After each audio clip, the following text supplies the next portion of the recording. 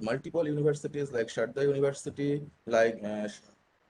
and with this brief introduction, now I am handing over this session to Sir, and Sir is going to deliver it on Atmanirbhar Bharat, a Unnat Bharat towards a new India. Over to you, sir. Sir, please. Afternoon, am I audible? Yes, sir. Yes. Well, first and foremost, I wish you a very happy birthday, Manish, and with a lot of joy and prosperity. Good afternoon, Mr. Partha. Good afternoon, my dear friend, Dr. Deboshri Mukherjee. Madam, good afternoon to all of you and a very good afternoon to all my dear friends and participants who have been listening to the various sessions today. Today has been a very, very hectic day for me because the Honorable Prime Minister has gone over to United States of America to discuss about the Quad grouping and also to be a part and parcel of the United Nations Security Council meeting as such. So I had back-to-back shows right from the morning in relation to India and the Indo-Pacific. And whenever I got in time, I just joined you all up briefly for the different sessions. I was listening to a couple of my colleagues and the earlier speakers. They have discussed about very many areas as such and about very many issues, and which was quite thought-provoking as such, and it was nice to hear them. Now, coming over to the whole issue of Atmanirbhar Bharat and Unnat Bharat as such, any country for that matter across the globe, any country of the world can emerge as a resolute power, can emerge as a resilient power, and can emerge as a powerful nation if that country is resilient, if that country is self-reliant. A country can be self-reliant only once the country's backbone or the foundation of the country is solid and strong as such. And that is where the whole cause or the whole issue lies. We all know that in ancient past, in ancient civilization, India was one of the greatest civilization on earth as such. India has been a nation of philosophy. India has been a cradle of civilization. Our civilization goes back thousands of years as such, and it has quite a few thousand of years now.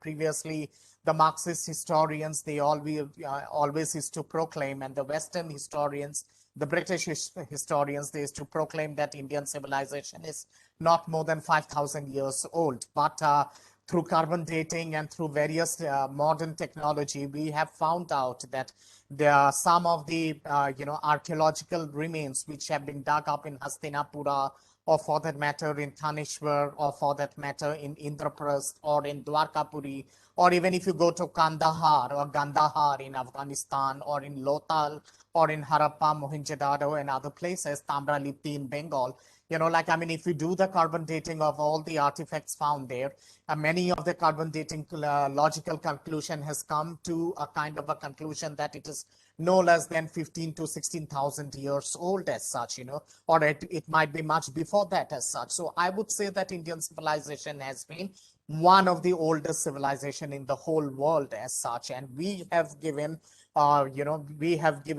metaphysics, we have given mathematics, we have given trigonometry, we have given algebra, we have given geometry, we have given astroscience, we have given astrophysics, then biochemistry and whatnot to the whole world as such, and that's the reason India was known as the mother of all civilization as such. But what happened to this great civilizational country in the last 600 800 years as such, with the regular onslaught and with the regular invasion, whether it was during the time of the medieval period or whether it was during the time of the colonial period, this whole resilience of India, or this whole resilience of India of being self-reliant, of being self-confident, of being self-resolute, was shattered into pieces, and it was broken into pieces as such. And there was a discord with that ancient connectivity and the present generation as such. And we actually forgot our glorious past, our glorious culture, and our glorious civilization. And there was a complete discord, or a complete kind of a breakage of that ancient connectivity, and we became so dependent on the rest of the world. And we became dependent in such a way that we actually became, culturally, colonially, economically, financially enslaved. And that's the reason, like, I mean, almost for 300 years, the country was colonized. The country was initially colonized by the Portuguese, then by the Dutch, then by the French, and finally by the British. And the British colonization in this country was for almost 300 years as such. So, like, I mean, that has been the sad irony. So much of onslaught has actually broken that ancient connectivity of this great country called Bharat, or this great country called India. Now, with the passage of time, with the with the attainment of freedom in 1947, we came out with several problems and with several issues as such, and we had to deal with those issues because of the impact of cultural slavery, because of the impact of imperialism, and because of the impact of colonial hangover. We had to go through very many challenges as such, and the last 60-70 years was almost like squandered in trying to fix over those challenges, and in trying to look over, and in trying to isolate those challenges. As a result of that, we became more and more dependent on the rest of the world, and we actually could not address our basic issues of self-reliance and the self-resilience as such. With the change of the regime in 2014, and with the coming of the new government under the astute leadership of the Honorable Prime Minister of India, Shri Narendra Modi ji, this whole resolve for this re-emancipation, or the re-equining of India as such, or this strong resolution of re-emerging as a global economic and strategic power at the global level. This strong resolution started getting inculcated in the policy decision of the government of India, in the bureaucracy of India, and also in the media of our country. The Honorable Prime Minister, if you remember, after he he took power in 2014, and when he became the prime minister, the first thing which he did was, like, he gave in clarion call to 3-4 important areas, or three to four important issues, which could show in a direction to the country called India, and which could pave the way for this greatness of this country once again in the whole world as such. The first clarion call which he gave was in relation to Swachh Bharat Abhiyan. He gave this declaration through the ramparts of the Red Fort in one of his Independence Day speech after 2014, when he said that if India has to emerge as a modern country, if India has to emerge as a scientific country, if India has to emerge as a developed nation, then we have to be, like Swachh as such. We have to be clean from inside. We have to be clean from the outside as such. Our environment has to be clean. Our inner self has to be clean, and we have to take that commitment of cleaning the surroundings around us, in cleaning the nation as such, so that we can stand at par with the rest of the world when it comes to the question of ratings at the international level, whether in the policy, whether in the parameters of policy governance, whether in the parameters of policies, whether in the parameters of developmental economics, whether in the parameters of health, whether in the parameters of social health, whether in the parameters of social hygiene, whether in the parameters of, self-reliance, whether in the parameters of ease of doing business. This important clarion call of Swachh Bharat Abhiyan, or Swachhata as such, this was the first call which the Honorable Prime Minister gave. And the best part of this Abhiyan was, like, the young kids of our country, the young children of our country, of the schools, of the primary schools, of the kindergarten schools, of the secondary schools, they all became the mascot of this call as such of Swachh Bharat Abhiyan, and they all became the brand ambassador of this. And this whole movement started in the nook and corner of the country. after that, he gave in a call for the second upliftment, and that was in relation to Atmanirbhar Bharat. You know, with the coming of the COVID in 2020, in early 2020 and late 2019, when the whole world was devastated because of this biological disease, which was exported from one of our neighboring country across the globe, you know, and it was a man-made virus which came from the Wuhan lab, and it spreaded across the whole nook and corner of the world, and India was also devastated because none of us, we were prepared for this huge dimensional crisis as such, you know, in relation to COVID, because it took us a couple of months to understand as to what this disease is all about and how to overcome this and how to handle this, you know. And the whole economy of the global world, the whole financial structure of the global world, the whole financial institutions across the world got devastated because of COVID-19 pandemic, and India was no exception to it. You know, our medical system was absolutely devastated. We were in doldrums. We were not able to understand as to how to handle this situation. Our economy got topsy-turvy. It was the small scale, medium and cottage industry, the agricultural sector, the textile sector, the chemical industry, the fertilizer industry, the services industry, the transportation sector, the telecommunication sector. All these sectors were hard hit by COVID-19, and the economy of the country started tumbling down, you know. And this dream of the Honorable Prime Minister of making India a global economy of $5 trillion seemed to get shattered as such because of this devastated COVID-19 pandemic as such, you know. And this whole attempt of the government, the whole attempt of the Honorable Prime Minister of making India, a self-reliant nation of 5 trillion economy by 2024 was gradually being challenged, you know, and there were several questions were being raised as to whether we will be able to attain this, this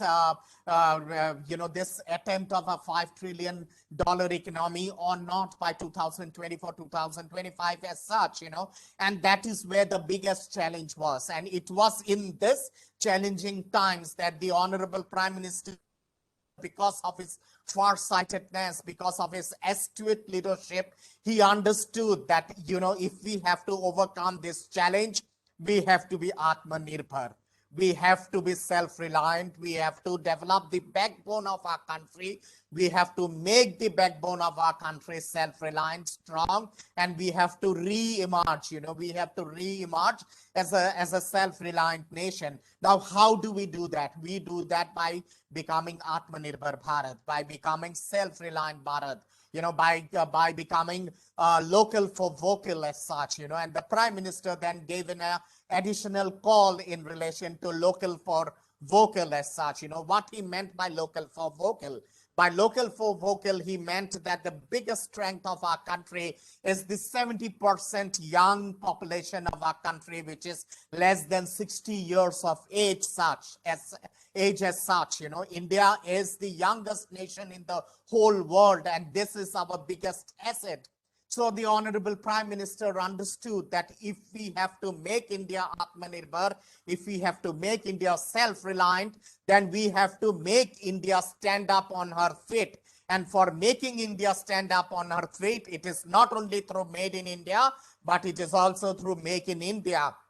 And for making India strong and resolute, the contribution of the younger generation becomes the supreme, it becomes the supreme power as such, and it becomes the main modus operandi of how to make India resolute, how to make India confident, how to make India unnat, how to make India powerful once again as such. Because all the international predictions, whether it's the prediction of the IMF, whether it's the prediction of the OSET, whether it's the prediction of the Asian Development Bank, whether it's the prediction of the United Nations, whether it's the prediction of the World Bank, every international agencies, the PU and others, they all have said that 21st century is going to be an era of India in the Asia Pacific division.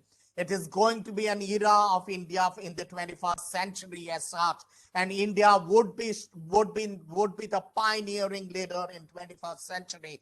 Now, for us to be a pioneer at the global level, for us to be pioneer at the international level, for us to be pioneer in the Asia Pacific division, for us to be pioneer in Indo-Pacific division, we have to be Atmanirbhar, we have to be self-reliant. And it is with that kind of a brainstorming that the Honorable Prime Minister gave the call for Atmanirbhar Bharat, gave the call for Unnat Bharat. And he said that for us to be Unnat, for us to be Atmanirbhar Bharat, it is important for us to be, like a vocal for local as such, and it is important for us to be local for global. By local for global, what I mean is like we need to have a global mindset, but we have to be rooted. We have to be rooted with the cultural ethos of our country. We have to be rooted with the civilizational ethos of our country. We have to be rooted with the grassroots of our country. We have to be rooted with the small scale, medium and cottage enterprise of our country. We have to be rooted with the IT industry of our country. We have to be rooted with the agricultural sector of our country. We have to be rooted with the textile sector of our country. We have to be rooted with the various skill sectors of our country as such. We have to be rooted with the root of our country as such, and that is where the impact of the vocal for local comes into consideration. That is where the impact of local for vocal comes into consideration, and for creating that that cascading effect at the global level, for creating that cascading effect so that there is a multiplier effect of that right from the top to the grassroots level, right from the megapolises of New Delhi and Mumbai and Kolkata and Bengaluru and Chennai, right up to the to the smaller villages and to the remote villages of Tripura, or for that matter of Assam or of Arunachal Pradesh or of Mizoram or of Leh, Ladakh and Jammu and Kashmir or Andaman Nicobar.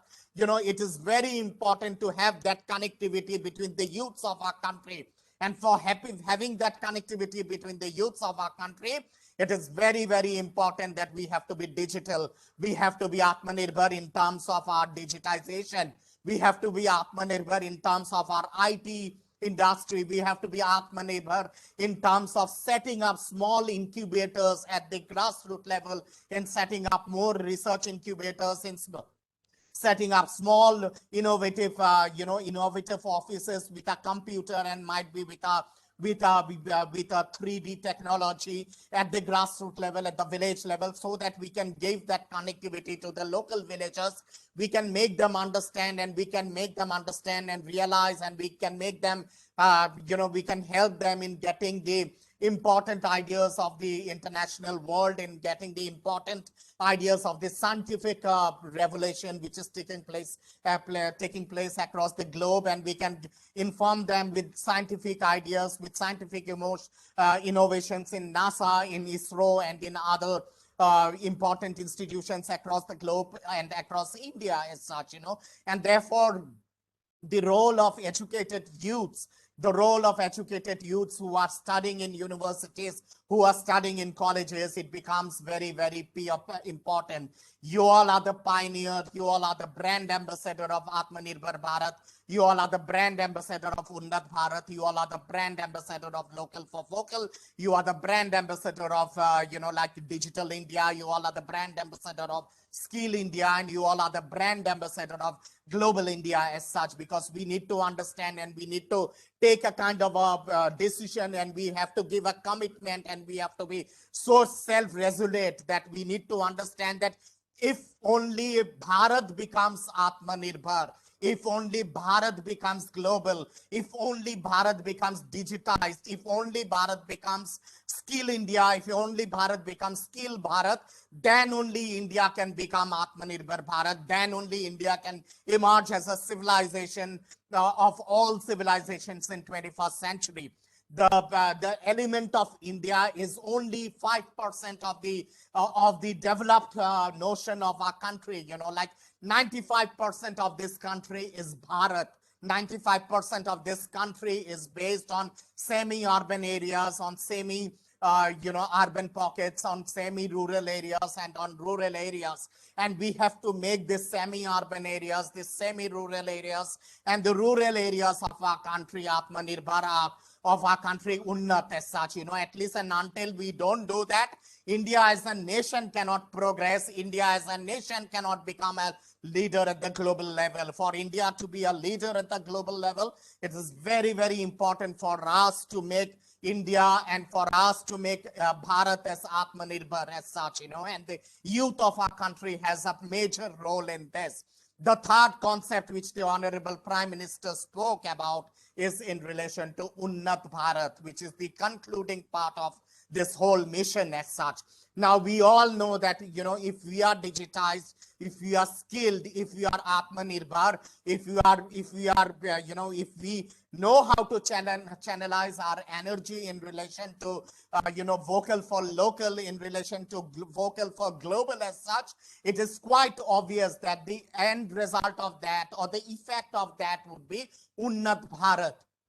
Unnat Bharat, which means Unnat India, which means developed India, which means a modern India, which means a civilizational India, which means a scientific India, which means a India which is strong, which is resolute, and which is very self-confident as such, and for that to happen, we have to go through all the stages of this developmental process. The Honorable Prime Minister has visualized a country, has visualized India, which is 50 years ahead of our times.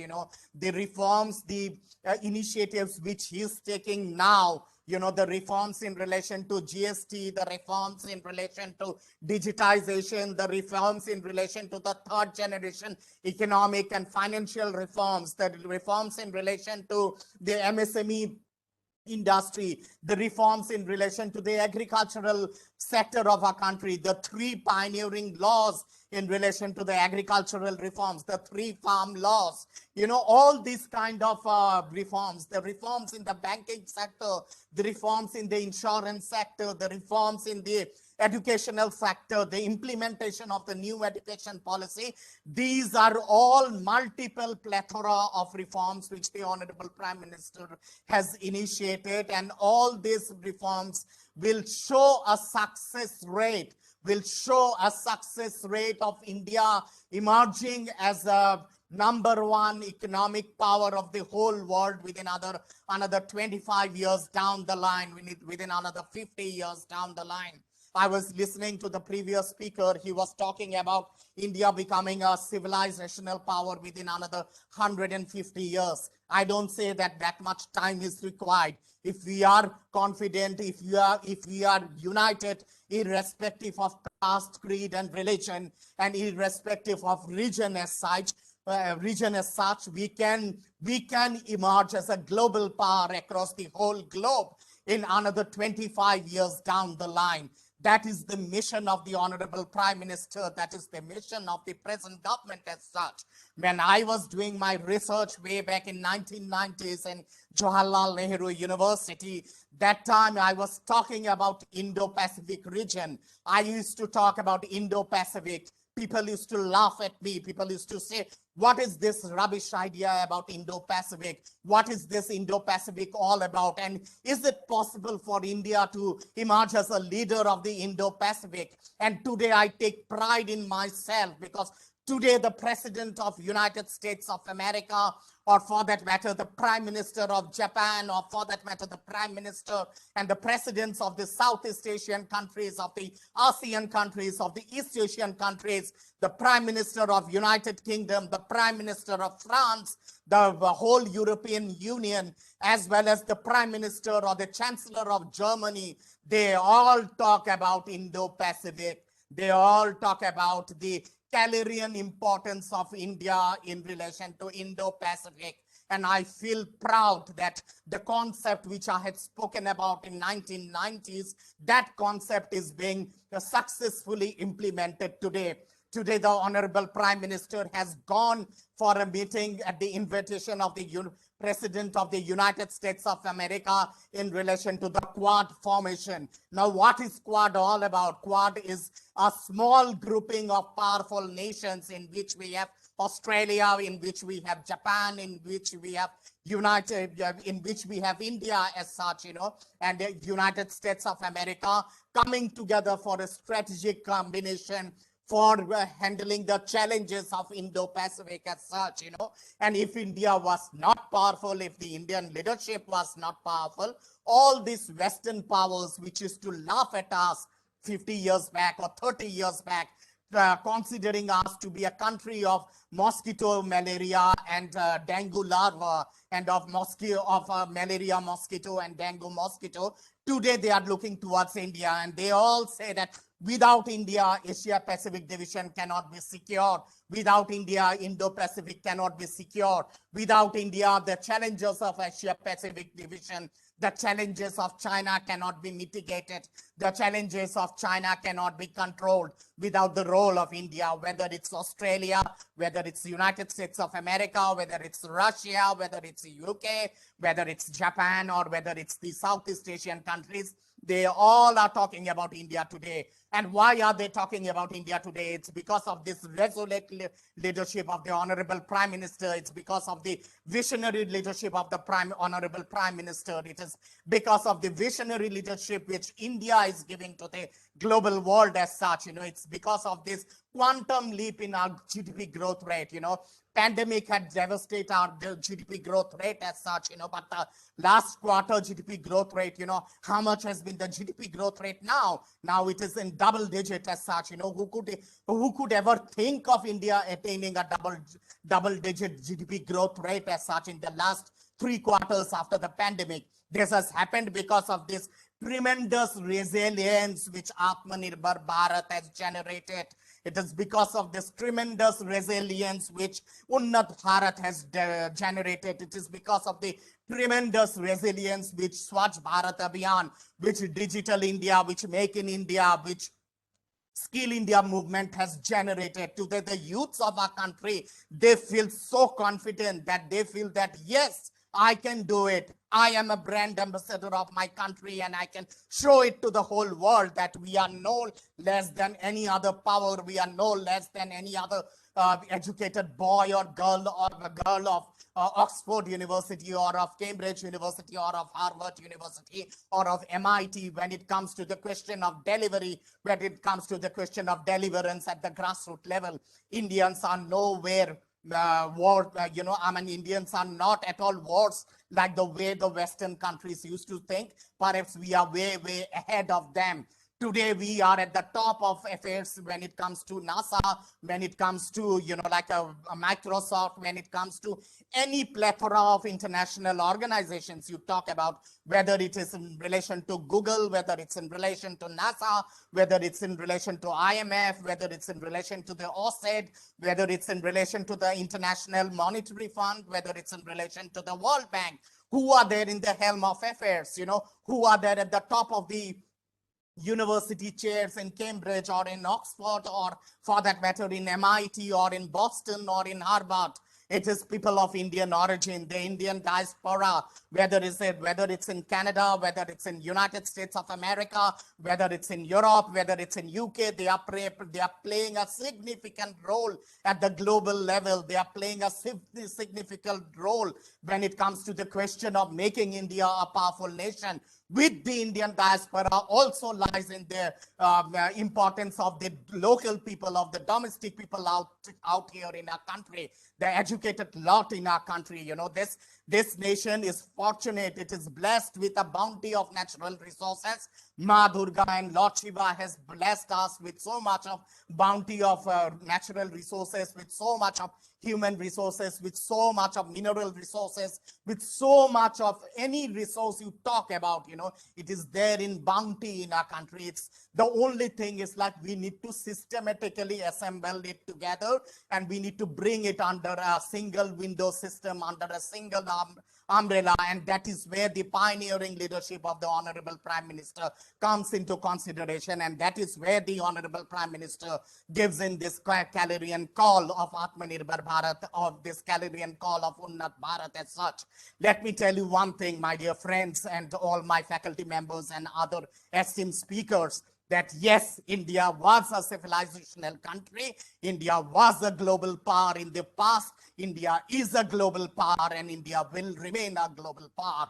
And what better than the famous quotation of Dr. A.L. Basham when he writes in that fantastic history book, which I'm sure many one of you have read it, A Wonder That Was India, where he says, East bowed before the blast, in patient thought disdain. She led diligence, thunder past, bowed indeed thoughts again. Out here, East means India, bowed before the blast, bowed before all the onslaughts, in patient thought disdain, in her philosophical mode. She let diligence thunder past. She let all the onslaughts thunder past, bowed in deep thoughts again, which means bowed in back to her civilizational mode, bowed back to her philosophical mode. And I would go ahead of Dr. A.L. Basham, and I would say that India was a wonder that was India. India is a wonder that is India, and India is and India will remain a wonder that is India. For us to make India a wonder that is India for future, it is you, younger generation. You have to play a vital role in this. You all have to be Atmanirbhar. You all have to be self-reliant. You all have to be self-resolute. You all have to be job giver. You don't have to be job seeker. Like the way the Honorable Prime Minister says that become a job giver and not a job seeker. You know, if you are self-reliant, if you are a self-creator, if you create a innovation of your own, you not only innovate yourself, but you also innovate the surrounding. You also give in job to another 5 more people who are dependent on you and who gets benefited because of your innovation. So let us all come together. Let us all make India a Unnat Bharat. Let us all make India Atmanirbhar Bharat, because through Atmanirbhar Bharat, we can become Unnat Bharat. And if we become Unnat Bharat, then India will definitely be a Unnat civilization across the globe. We will show it to the whole world that if you have to capture the civilization of mankind, you have to capture their mind. You have to capture their mind through your glorious philosophies. You have to capture their mind with your metaphysics. You have to capture their mind with your scientific thoughts. You have to capture their mind with Vasudhaiva Kutumbakam. You have to capture their mind with the Shakti of the brain and not with the Shakti of the sword, like the way it has happened in Afghanistan, or for that matter in Syria or in Iraq. You know, if we have to capture the the global world, we have to capture it through the mind and not through the might. And this is where the greatness of our country lies. This is where the great philosophers of our country, whether it was Swami Vivekananda, whether it was Chaitanya Mahaprabhu, whether it was Sant Kabir, whether it was, Aurobindo Maharishi, or for that matter, Nimai Sadhon, Nimai and anyone else, and Mirabai as such, they are the ones, they had shown to the whole world that India was known because of our philosophy. India was known because of our civilization. India was known because of our culture. Let us once again re-enhance that. Let us once again re-enhance that by making India Atmanirbhar and by making Bharat Atmanirbhar as such. If we can do that once again, then once again we will be the philosophy for the whole globe, and we will show to the whole globe the truth of this great civilization, the truth of our ancient scriptures, which are there in the Vedas and the Upanishads and the Shastras and in the great epic Bhagavad Gita as such. And I end with a quotation of the Shakti Purana, where we say that, and this I talk through the cosmic power which was given in the Shakti Purana for the human mind, where the Devi Ma, in one of the stuti of the Devi Ma, where we say, Ya Devi Sharbhabhuteshu Shakti Rupe Namastita, Namastashvai Namastashvai Namastashvai Namo Namaha, Ya Devi Sharbhabhuteshu Vidya Rupe Namastita, Namastashvai Namastashvai Namastashvai Namo Namaha, Ya Devi Sharbhabhuteshu Lakshmi Rupe Namastita, Namastashvai Namastashvai Namastashvai Namo Namaha. By here, Lakshmi does not mean only material wealth, or it does not mean only money. It means the inner wealth, the wealth of the mind and Vidya, you all know what it is all about. It is this knowledge as such, and Shakti also means the inner power which is there in our third eye, the inner power which is there in our gun as such. We need to rejuvenate that, and we need to rejuvenate that through Atmanirbhar Bharat, through Unnat Bharat. Thank you so much. Thank you. Thank you very much, sir, for your elaboration and such a motivational speech. It's once again, I think it is going to be a booster for every youth to come up forward and to come up for an entrepreneurial spirit.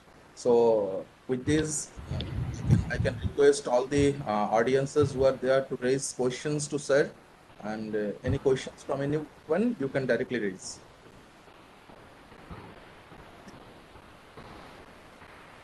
I cannot find any question in the chat box. So any participants, anybody of you want to ask any question, please ask to sir. I think there was a power packed, I think high voltage energetic presentation from Dr. Datta and did not leave any room for the participants to ask. They are still trying to absorb the energy which you have raised in them. And you have already, done the welcoming of Ma Durga, because we are approaching towards Durga Puja, and you have just set the tone for the festive season which is coming forth to us. I think we will, I think, go ahead with the next part of the proceedings. And